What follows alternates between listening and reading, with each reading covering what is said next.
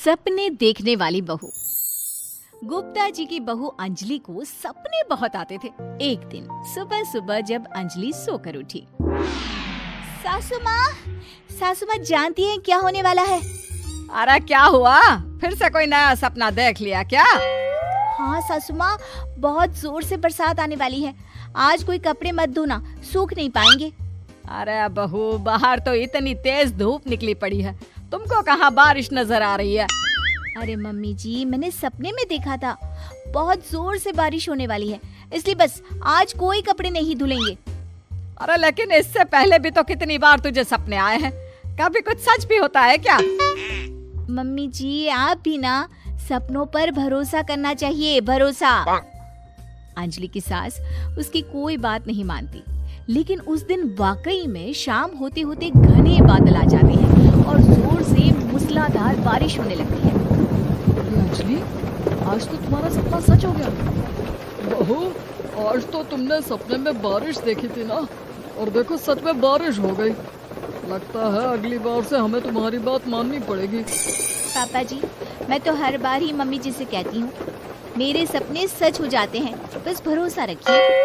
कुछ दिनों के बाद, अजी सुनते हैं, मुझे ना सपना आया था और सपने में मैंने देखा कि आपकी पूरी 1 करोड़ की लॉटरी लगी है। अरे कभी कभी सपना सच होना सही बात है, लेकिन हमेशा ऐसा नहीं होता अंजलि। और वैसे भी लॉटरी लगने ही वाली है तो अच्छी बात है ना। मैं तो कहती हूँ, हम वो बड़ा सा घर खरीदने वाले थे ना, आज ही चलकर उसको फाइनल कराते हैं। अरे वाह वाह, हाथ में पैसा नहीं और बड़ा घर खरीदना है। अरे मम्मी जी, बताया ना आपको, मुझे सपना आया था कि हम 1 करोड़ की लॉटरी लगने वाली है। देखो बेटा, ये पैसों का मामला है, इसमें किसी तरह की रिस्क नहीं लेनी चाहिए। और जब तुम्हारा सपना सच हो जाए तब तुम घर खरीद लेना। मम्मी पापा ठीक कह रहे हैं अंजलि, अभी इतनी जल्दबाजी करने की क्या जरूरत है? मैं कुछ नहीं जानती, मुझे वो घर चाहिए तो चाहिए। और आपको प्रॉब्लम क्या है? कुछ दिनों में तो पैसे आने ही वाले हैं लॉटरी से। हाँ तो जब पैसे आ जाएंगे तब खरीद लेंगे ना। पर हमारी अंजलि खाना पीना छोड़कर जिद पकड़कर बैठ जाती है। आखिर मजबूर होकर अंजलि के पति को उस घर को बुक कराने के पैसे देने पड़ते हैं। कई दिन बीत जाते हैं, लेकिन अंजलि के पति की कोई लॉटरी नहीं लगती। कुछ दिनों के बाद, तुम्हारे सपने के चक्कर में तो सब खराब हो गया अंजलि। ना लॉटरी लगी, ऊपर से बेकार में ही सारी जमा पूंजी उस घर को खरीदने में खर्च हो गई। थोड़ी दिन तो इंतजार करो, अब ऐसा थोड़ी ना होता है कि आज सपना आया और कल आपकी लॉटरी लग गई। मैंने तो पहले ही कहा था, तुम्हारी बीवी को तो हर सपने पर विश्वास करने की आदत पड़ गई है।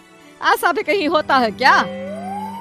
कुछ दिनों के बाद अचानक से अंजलि के पति के पास एक फोन आता है और पता चलता है कि उसकी 1 करोड़ की लॉटरी लग गई है।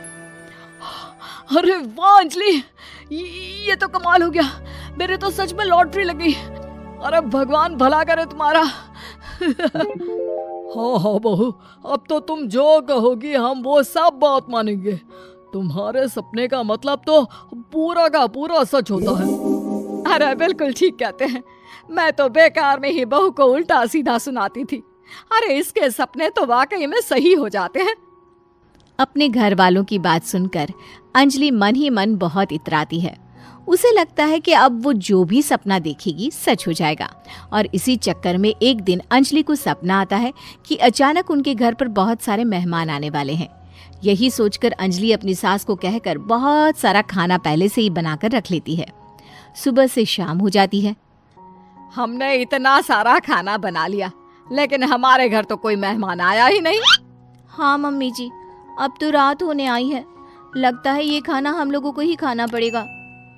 गुप्ता जी का परिवार पूरे 2 दिन तक उस खाने को खाकर खत्म करता है, लेकिन अंजलि की ये अपने सपनों पर भरोसा करने की आदत इतनी जल्दी छूटने वाली कहाँ थी। एक दिन अंजलि की सास अपने किसी रिश्तेदार के घर जाने के लिए कहती है, अरे अंजलि बहू, मैं जरा 2 दिन के लिए बुआ जी के घर जा रही हूँ।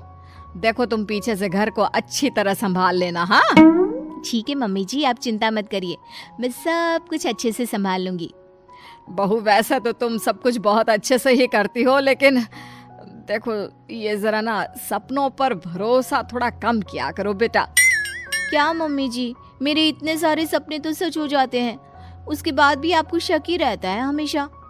अरे बेटा, कभी कभार की बात अलग है, लेकिन हमेशा इन बातों पर भरोसा करना बहुत बड़ा नुकसान भी करवा सकता है। तुम्हें इस बात को समझना चाहिए।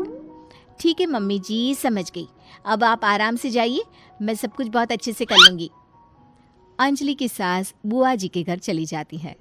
उसके जाने के बाद अंजलि एक दिन सुबह सोकर उठती है और जोर जोर से रोने लगती है। अरे क्या हुआ अंजलि, तुम रो क्यों रही हो? बहू सब ठीक तो है ना? क्या कोई बुरा सपना देखा? अरे पापा जी क्या बताओ, मम्मी जी नहीं रही, वो हम सबको छोड़कर चली गई।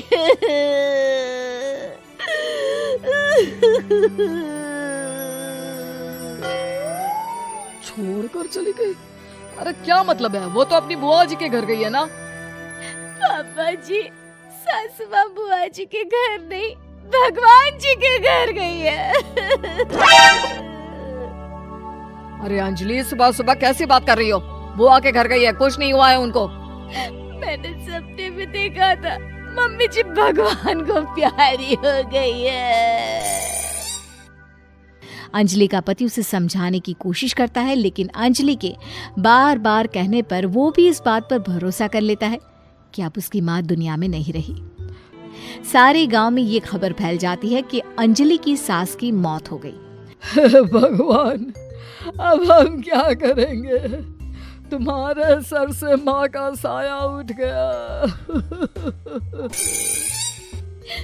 मैं तो कहती हूँ पापा जी, इनको बुआ जी के घर जाकर मम्मी जी की डेड बॉडी को ले आना चाहिए, तब तक हम उनकी अंतिम यात्रा की तैयारी करते हैं। अंजलि का पति अंजलि की बात सुनकर बुआ जी के घर के लिए रवाना हो जाता है। उधर अंजलि अपनी सास के अंतिम संस्कार की सारी तैयारियां कर लेती है।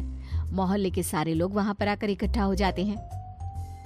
बहुत बुरा हुआ, मेरी सास मुझे बहुत प्यार करती थी, बुआ जी के घर गई थी। अरे हमको क्या पता था कि भगवान जी के घर जा रही है।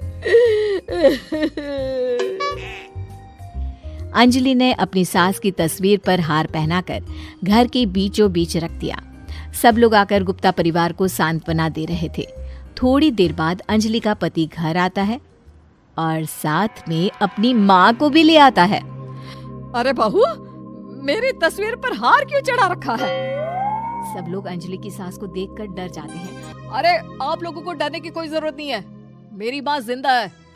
ये तो मेरी बीवी के सपने के चक्कर में हम लोगों ने अपनी माँ को मरा हुआ समझ लिया। बहू, सपने देखना ठीक है, पर अपनी जिंदा सास का अंतिम संस्कार करना बहुत बड़ी गलती। उसके बाद अंजलि की अपने सपनों पर आंख मूंद कर भरोसा करने की आदत हमेशा के लिए सुधर जाती है।